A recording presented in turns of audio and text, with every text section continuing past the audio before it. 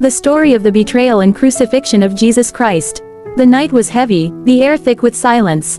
Inside an upper room in Jerusalem, Jesus sat with his disciples. This was no ordinary meal. This was the Last Supper.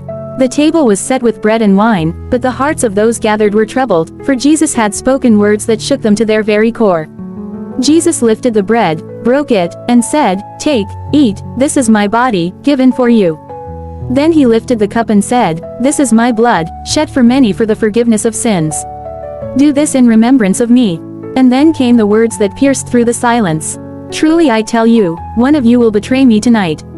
The disciples were stunned. Their voices trembled as each one asked, "Lord, is it I?"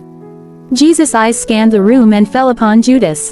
"The one who dips his hand with me in the dish will betray me."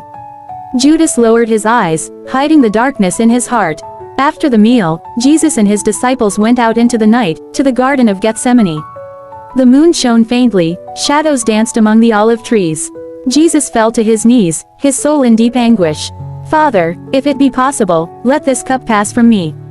Yet not my will, but yours be done." His sweat fell like drops of blood.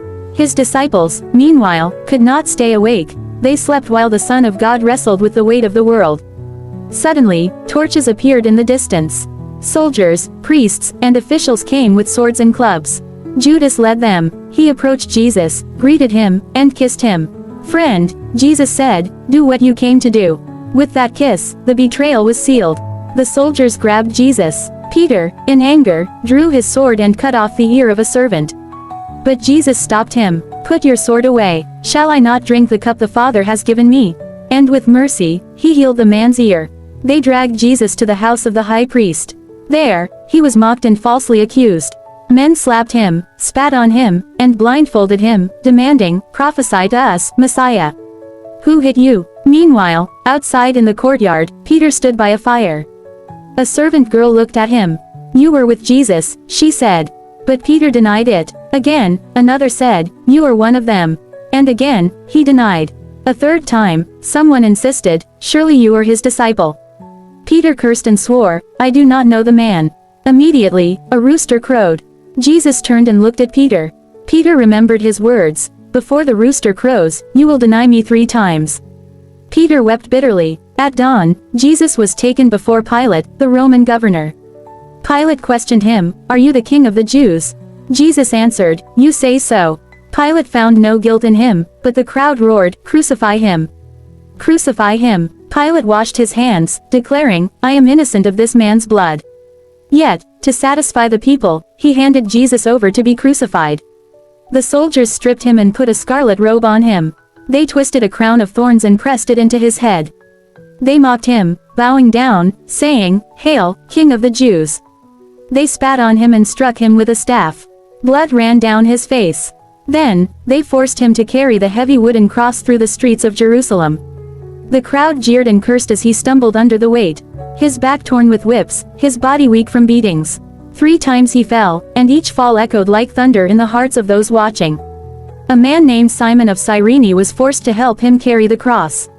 Finally, they reached the hill called Golgotha, the place of the skull. There, they nailed him to the cross. The sound of the hammer striking iron pierced the air. Through his hands and feet, the nails held him. They lifted the cross high for all to see. Above his head, the sign read, "Jesus of Nazareth, King of the Jews." Some laughed, "If you are the Son of God, come down from the cross." Others mocked, "He saved others, but he cannot save himself." From the cross, Jesus spoke words that shook heaven and earth. He looked at his mother and at the disciple John and said, "Woman, behold your son. Son, behold your mother." He prayed for his enemies, "Father, forgive them, for they know not what they do." Darkness covered the land for 3 hours. The earth trembled. In agony, Jesus cried out, my God, why have you forsaken me?" His lips cracked, his strength fading, he whispered, "It is finished." Then, with a loud voice, he cried, "Father, into your hands I commit my spirit." And he breathed his last.